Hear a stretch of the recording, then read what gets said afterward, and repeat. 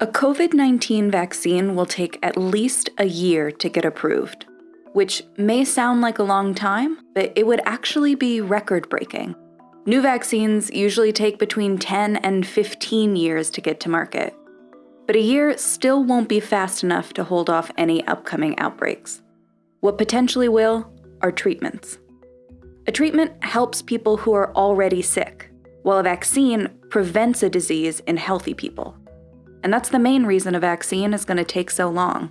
As of March 26th, there were over 120 different developers pursuing 3 different approaches to curing COVID-19: repurposed drugs, new antibody treatments, and vaccines. Vaccines, unfortunately, since we know it's given to healthy people, you really have to be very careful what you give. Because one, you want to make sure it's super safe, that you're not going to cause something bad by just giving the vaccine. More importantly is that when you then get the infection, that the vaccine is good to tackle the infection, but it's not going to make the reactions so severe. Vaccines are designed to trigger an immune response without actually causing an infection.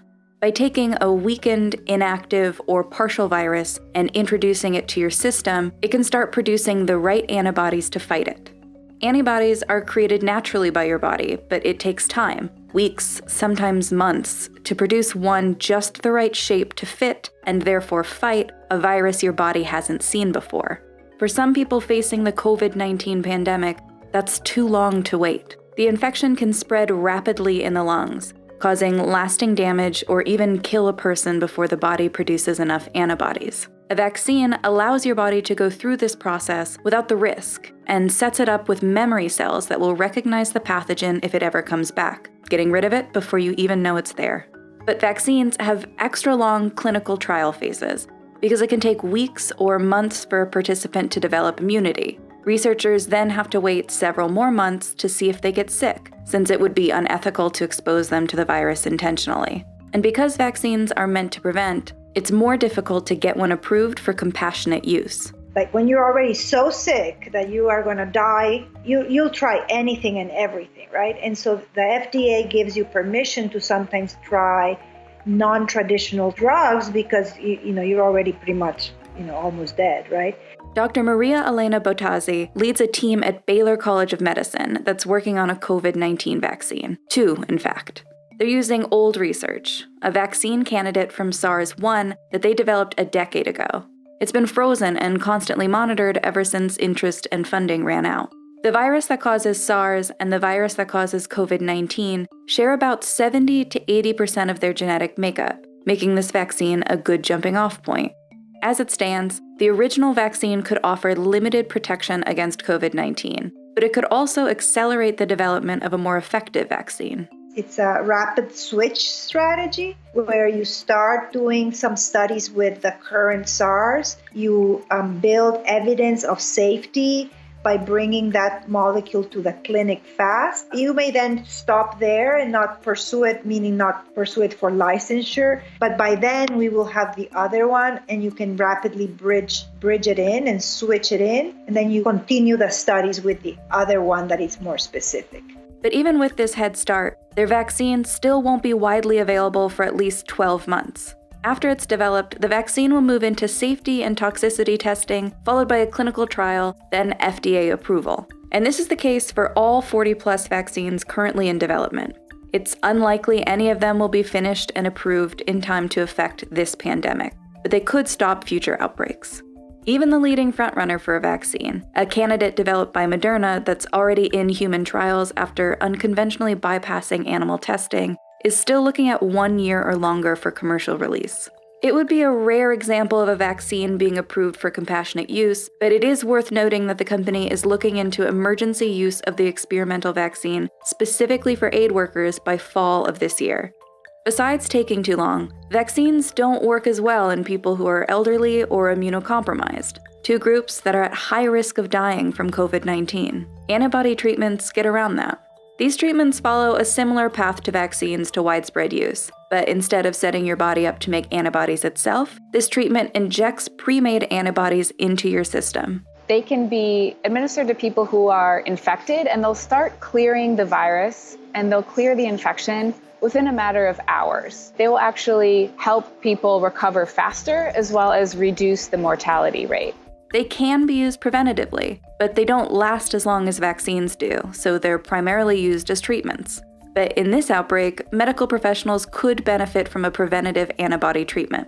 So antibodies usually take a while too, but we're doing something that is extremely rapid. And that's because we've already let nature do half of the work for us. Sarah Ives and other scientists at Distributed Bio are working on a monoclonal antibody based on one that is already able to neutralize a SARS infection. Because these people have already created these antibodies in their bodies, and we are just taking those resources because people have already studied them, already published their sequences, and we're cutting out months to years of the drug development process. Once the team identifies the new antibodies that fit the COVID-19 virus the tightest, it still has to go through the same trials a vaccine does, but a shorter version. The team hopes to have a drug available for widespread use by early fall of this year, and they're just one of more than 20 developers hoping to create a successful antibody treatment. Finally, repurposed drugs could be available as early as April. Those are drugs that the FDA or another regulator has already approved to treat other diseases and that could work for COVID-19. Repurposed drugs don't need to go through as much testing as experimental ones, which makes a great case for compassionate use, and could already exist in large quantities. The World Health Organization has started global trials on the 4 treatments that look the most promising. 3 repurposed treatments alongside 1 experimental drug. But there's no guarantee that any will work. One of these treatments, a drug combo used to treat HIV, already failed in a small Chinese study. But the WHO believes a larger trial with potentially thousands of participants in dozens of countries is warranted. The study is unusual, forgoing the traditional double-blind method, which opens the study up to the possibility of placebo effects. But it also means they can move faster and get answers and hopefully a cure as soon as possible. As of March 24th, the FDA had approved the use of convalescent plasma as an investigational treatment on a limited basis. It involves taking blood plasma from a person who's recovered from COVID-19, testing it for antibodies, and injecting the plasma, or a derivative of it, into someone who's sick. It's worked in the past, but not on every disease, so it's not certain if it will be safe or effective for COVID-19, which is why, outside of clinical trials, it's only being approved for use in patients with serious or life-threatening infections. Even if it is proven to work, convalescent plasma isn't scalable. The treatment requires large amounts of donated blood from recovered patients, and each donation can be given to only a handful of sick patients, so there's no way to manufacture or distribute it as widely as needed for a pandemic. These timelines are a best-case scenario, where nothing goes wrong. For both treatments and vaccines, there's the potential they won't be approved by the FDA for safety or efficacy reasons. And even if they do get through the approval stage, there's still the issue of making sure there's enough to go around. So there's 3 layers of issues, right? So there's the money issues that you don't have enough, and to be quite honest, never enough. Scalability and suitability, right?